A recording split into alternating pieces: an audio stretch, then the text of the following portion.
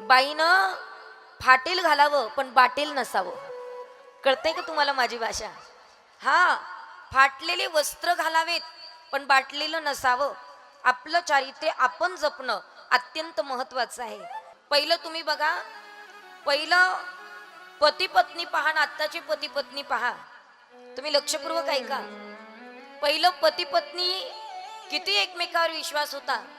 आमची आजी आम्हाला सांगायची, बाई जर पती पुढं निघाला बाजाराला तर पत्नी त्याच्या मागं असायची.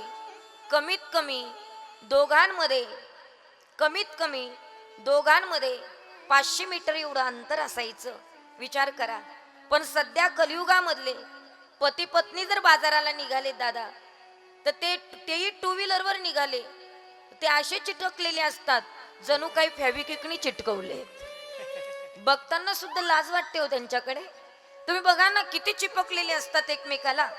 पण ऐका, पहिलं अंतर होतं त्याला कारण आहे, आणि आत्ता अंतर संपलंय त्याला सुद्धा कारण आहे. काय कारण आहे? पहिलं अंतर होतं दादा, त्याला कारण आहे. कारण पहिलं त्याला माहित होतं मी किती पुढे चाललो, ती 500 मीटरच काय, 1000 मीटर जरी माझ्या पाठीमागं असली तरी ती माझ्याच पाठीमागं येईल, हा विश्वास होता. कळतंय का तुम्हाला? हा विश्वास होता.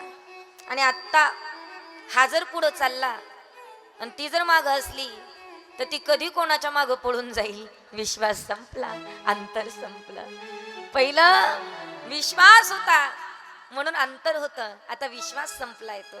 आणि खरं सांगू, विश्वासाच्या पात्रतेचं कोणी राहिलं नाही तो. माता मौल्यांना एक सांगू तुम्हाला, तुम्ही किती दिसायला सुंदर आहात ते अजिबात महत्वाचं नाही आहे. तुम्ही किती गोड शृंगार करतात ते अजिबात महत्वाचं नाही आहे. माझं एकच म्हणणं आहे की जीवनामध्ये नाही काही जपता आलं ना, स्वतःचं चारित्र्य जपा. त्याच्यासारखं सुंदर काहीच नाही आहे. चारित्र्य फार महत्वाचं आहे. आमच्याकडे जुन्या बायका म्हणायच्या, दादा बाईनं फाटेल घालावं पण बाटेल नसावं. कळतंय का तुम्हाला माझी भाषा? हा, फाटलेले वस्त्र घालावेत पण बाटलेलं नसावं. आपलं चारित्र्य आपण जपणं अत्यंत महत्वाचं आहे. आपलं नटणं, आपलं सुंदर दिसणं, आपला शृंगार करणं हे केवळ आणि केवळ आपल्या पती करता असावं, समाजाकरता मुळीच नसावं. ह्या मताची मी आहे. खरं सांगू, पण काही काही बायका हो सकाळपासून घरात राहतात दादा, घरामध्ये केस विंचरत नाही, गाऊनवर आबाळ्या गबाळ्या सारख्या फिरतात. तुमच्याकडे आहे का अशा? आहे? गाऊनवरच फिरतात. फार मळकटलेला तो गाऊन, धुतलाही नसतो, वास आलेला असतो, काही नाही हो, इतका दरिद्री गाऊन घातलेला असतो. आणि सारख्या पाहुण्या रावळ्यांसमोर तशाच मिरवत असतात. आणि मग एखाद्या लग्नाला निघाल्यात की मग नट्टा फट्टा करून निघतात. कोणासाठी नटताय तुम्ही? कोणासाठी? समाजाकरता? समाजाकरता अजिबात नाही. घरात सुद्धा राहताना शृंगार करून सुंदर राहता आलं पाहिजे. कुणासाठी? आपल्या नवऱ्यासाठी. जगासाठी काय नटतात? एक लक्षात ठेवा, पत्नीनं पतिव्रता म्हणून जीवन जगलं पाहिजे. तुम्हाला आणखीन एक सांगू का?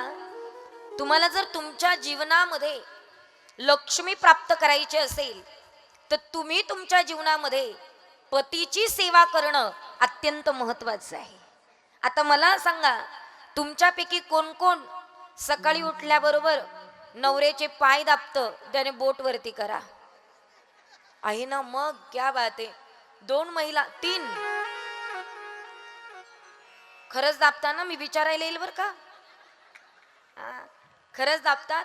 हा, लक्षात ठेवा. 5 मिनिट तरी आपल्या नवऱ्याचे पाय आपण दाबले पाहिजे. का दाबायचे? का सेवा करायची? कारण ज्याच्या घरामध्ये लक्ष्मी सारखी पत्नी नारायणाचे पाय दाबत असते त्याच्या घरी लक्ष्मीची कमतरता अजिबात भासत नाही. म्हणून नारायणाची सेवा करणं आपलं आद्य कर्तव्य आहे. उद्यापासून कराल ना सेवा सगळ्या? हा, पण ऐका ना, आपण नवऱ्याची सेवा केली पाहिजे हे 100% खरं आहे, पण तो सुद्धा त्या लायकीचा असला पाहिजे हे त्याच्याही पेक्षा दुप्पट खरं आहे.